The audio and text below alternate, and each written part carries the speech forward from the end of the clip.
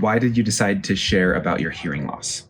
Well, it's been about a year, and I'm usually a pretty private person. Like, my inner circle is like this big. But I'm about to get a cochlear implant, which is an outward showing of my hearing loss, and so I thought I would just try to be open about it and bring it up to people. So for most of the people that might be watching this that don't know, what happened? So it was February 20th, 2023, last year. Just a normal day. My family and I went to the park. We ate my favorite food from Costa Rica. We were having a great day. I came home and I was talking to my 3-year-old daughter in the kitchen, and she started sounding like a little robot in my one ear. Hi, Marley. And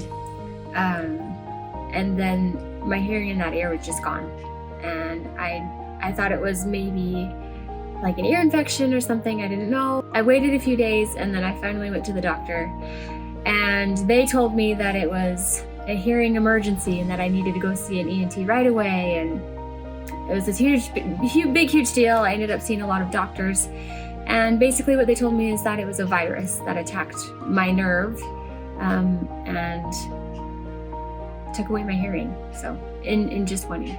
So there's no reason you didn't get sick or anything like that? I was never sick. No, it was just out of the blue. Just disappeared one day. Yep. And you went deaf in one ear, right? Not both ears? Yes, just one ear. It's my right ear that I can't hear. I'm really grateful that I have perfect hearing in my left ear.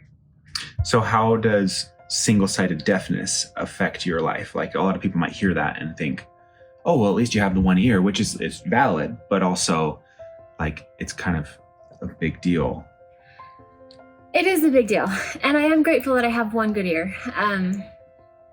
It's so hard. You just can't understand it unless you've experienced it. So it affects my life on a daily basis. Like, I can tell that I can't hear out that ear. I miss things in conversations. If someone's standing on my bad side, and they say something without getting my attention first, I have no idea they're talking to me, and I don't hear what they're saying.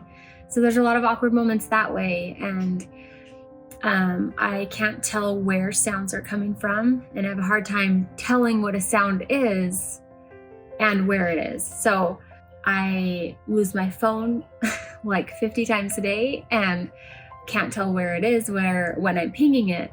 So my 3-year-old daughter has to show me where it is in the room, or else I just spin circles all day looking for it. I get scared really easily with sounds that I can't tell what they are or where they're coming from. It took me a long time, probably about a year, for me to feel more like myself. I just felt broken, like something was off. So it affects my life daily. How has it affected your relationships in social situations? That's been interesting too, because it also makes it really hard to hear in groups, or if there's background noise, or if there's multiple conversations going on. I can't distinguish. I can't tell who's talking, what they're saying, if there's overlapping noise. So in those situations, it's been really hard, and I tend to just be quiet and just let the conversations happen. And I mostly focus and do better with one-on-one conversations. So it's been hard to put myself in those situations, and I tend to avoid them. Like I said, I'm a very private person, and so I have a hard time sharing really personal things, and this is very personal for me. I was worried about what people would think and if people would see me differently, but I am actually getting surgery next week to get a cochlear implant. So it'll be more visible. Right now, you can look at me and you can't tell that I can't hear very well, that I'm hard of hearing, technically. But soon I'll be wearing a device on the outside of my head that will show it. For those who don't know, what is a cochlear implant? A cochlear implant is a device. There's an internal piece and an external piece, but I like to compare it to a prosthetic leg for someone who has their leg amputated. It doesn't necessarily fix your hearing, but it teaches you how to hear in a new way. So I won't be hearing through my ear. I'll be The noise will be happening out here, and through the device, it will directly stimulate my auditory nerve, and my brain will be able to turn those electrical signals into words, hopefully, eventually. So after your surgery that's happening soon, will you be able to hear right away? No. So I'll have the surgery, and then I have 2 weeks, and then I have what they call as activation day, where they actually turn it on and give me the external piece that I'll start wearing. And hopefully that day I will hear noise, basically, like beeping and whistles, and usually people don't hear words right away. So it's about 6 months that people really start to like find their footing and notice a difference and do well with the cochlear implant. It can be months to years. But it's not the exact same for everyone, right? Right, it's different for everybody. And hearing loss in general is different for everybody, and it affects them differently. So we'll see. I don't know. It's nerve-wracking. We'll see what happens. So how does Nikki Plants things play into all of this? So let me go back a little bit and talk about the timeline. So I lost my hearing in February of 2023. I got pregnant a month later. And so we were talking about cochlear implant and treatments and all this stuff. But once I found out I was pregnant with our little boy, everything was put on hold. We couldn't do anything until I had him. So I had him in December, but we started Nikki Plants things the beginning of May last year.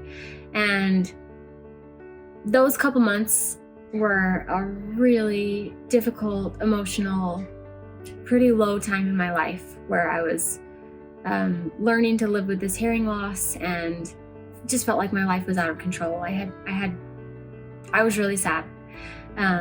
So Nikki Plants things became my project. It was a distraction. It was therapy. It was connection with people. It was exactly what we needed. Getting my hands in the dirt and creating beautiful things made me feel better.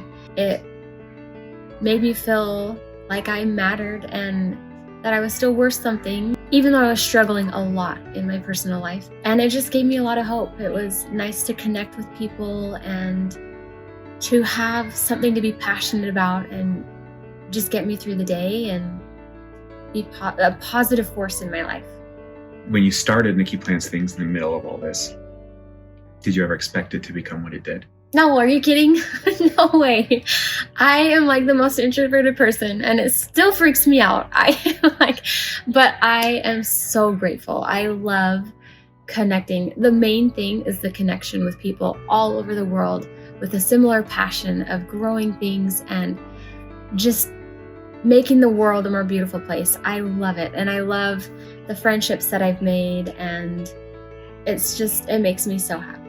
With hearing loss, if you are struggling with that, then like it is your own story. It's a difficult thing, and your feelings are valid. And you're not alone. Everybody's journey is different, and for me, I'm hoping for the best. I'm going in with realistic expectations, and we'll see what happens. I struggle talking about it, but it's okay to talk about. If you have questions, please come to me. Let's connect, because I felt alone, and it's not easy to go through something so difficult feeling alone. Like, you never know what someone's going through. You never do. And looking at me, you never would have known like that I lost my hearing.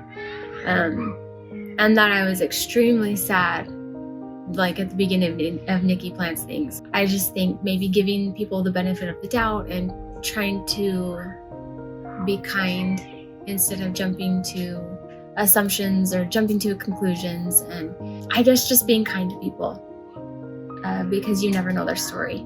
In my videos, you'll probably see my processor sometimes, the external piece of my cochlear implant. So now you'll know that's what it is. At the beginning, it was hard to talk about. It was something that I kind of shied away from talking about. But now it's a huge part of who I am, and I feel like I'm starting to grow into, like, it's just part of me now. And so, yes, I want to let people in and talk about it more, and it's really personal, but it's part of me.